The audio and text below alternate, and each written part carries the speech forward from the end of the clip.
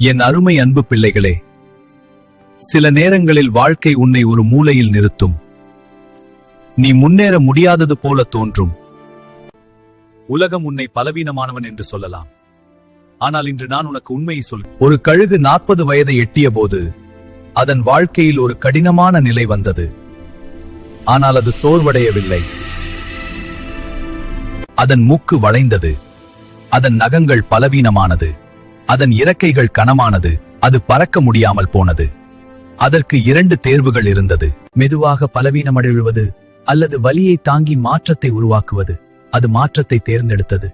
என் பிள்ளையே, இன்று நீயும் அதே நிலைமையில் இருக்கிறாயா? உன் மனம் சோர்ந்து போயிருக்கிறதா? உன் நம்பிக்கை பலவீனமா? உன் கனவுகள் கனமாகி பறக்க முடியாமல் போயிற்றா? கேள், மாற்றம் எளிதல்ல. அது வலிக்கலாம், அது கண்ணீரை வர வைக்கலாம், அது தனிமையை கொடுக்கலாம். ஆனால் அந்த மலை உச்சியில் கழுகு தனியாக இல்லை. நான் அதை பார்த்து கொண்டிருந்தேன். அது தனது பழையதை உடைத்தது. பழைய முக்கு, பழைய நகங்கள், கனமான இறக்கைகள், அவை அனைத்தையும் விடுவித்தது. வலி இருந்தது, ஆனால் அது நின்று விடவில்லை.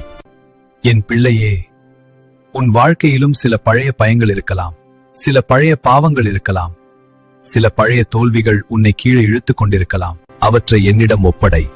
நான் உன்னை புதிதாக்குவேன். நான் உனக்கு புதிய வலிமை கொடுப்பேன். நான் உன்னை மீண்டும் பறக்கச் செய்வேன். மாற்றத்தின் நாட்கள் தற்காலிகம், ஆனால் நான் கொடுக்கும் வாழ்க்கை நிரந்தரம். 150 நாட்கள் கழித்து அந்த கழு வலிமையானது போல உன் சோதனையின் காலம் முடிந்த பின் நீ முன்பை விட பலமாக இருப்பாய். எழுந்திரு, புதிய இறக்கைகளை விரித்து பற. நீ விழுவதற்காக அல்ல, உயர பறப்பதற்காக படைக்கப்பட்டவன். நான் உன்னுடன் இருக்கிறேன், என்றும் இருக்கிறேன்.